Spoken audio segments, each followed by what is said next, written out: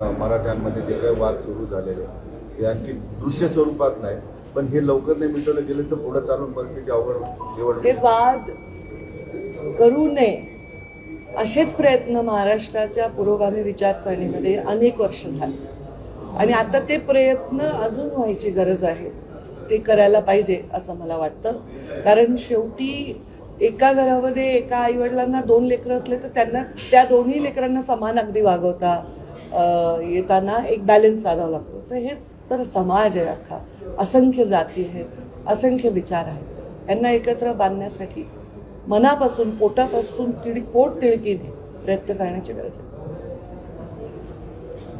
वेगवेगळ्या समाजांमध्ये अजूनही तेढ निर्माण आहे. सोशल मीडिया असेल किंवा एकमेकांच्या मनामध्ये निर्माण झालेली दूरी ही आता लवकर मिटत नाही. कित्येक वर्षानंतर मिटलेली असताना आता तोच प्रश्न पुन्हा कायम झाला आहे. काय संदेश द्याल की शांतता कायम राहावी किंवा नेहमीच तो संदेश दिलेला आहे. पण आपण जे अनुयायी असतात त्यांना शांत करण्यासाठी त्यांच्या नेत्यांनी बोललं पाहिजे की तुम्ही शांत राहा, तुम्ही आपले मुद्दे मांडा, पण गुद्दे वापरू नका, हे सांगणं आवश्यक आहे. आणि तसं वेळोवेळी आम्ही सांगत आलेलो आहोत. मला असं वाटतं की हा एक प्रत्येक गोष्टीचा परिणाम असतो आणि तो परिणामाचा काळ लवकर जावा आणि लवकर लोकांच्या मनामधली दरी कमी व्हावी याच्यासाठी प्रयत्न.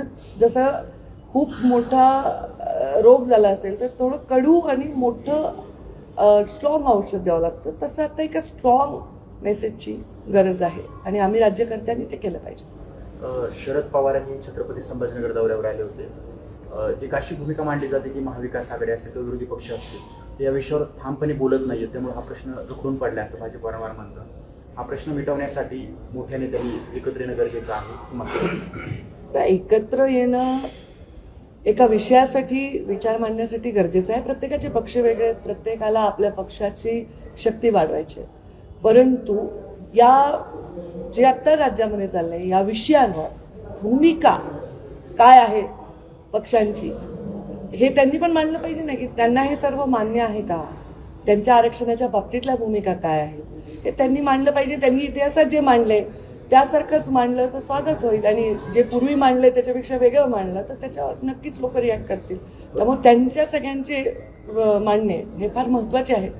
सगळ्यात प्रदीर्घ अनुभव असलेले नेते आहेत शरदचंद्रजी पवार साहेब आणि त्यांची याबद्दलची भूमिका काय याच्याविषयी महाराष्ट्राला नक्कीच उत्सुकता आहे.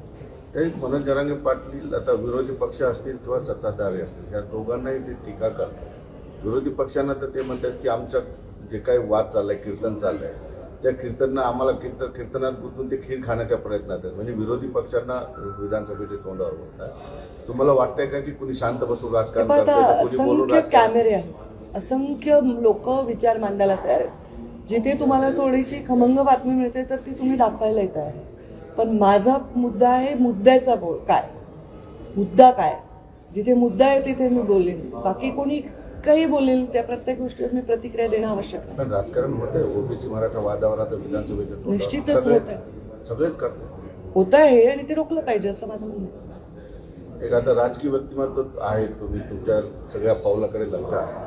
मनोज जरांगे सांगितले की 288 पाडायचे किंवा 288 उभा करायचे, 29 तारखेला उभं राहतात. म्हणजे मनोज जरांगे पाटील आता राजकारणाकडे वळले, थोडक्यात आता लपून नाही राहिले. कसं बघता, आंदोलनात रूपांतर झालंय? मी ते काही बघत नाही, कारण जोपर्यंत कोणी पण व्यक्ती ते एकटे नाही, जे बोलतात ते करतात तोपर्यंत त्यावर काय बोलण्यात अर्थ नाही. नुसतं बोलून उपयोग नाही, ते करून दाखवायला पाहिजे कोणी पण.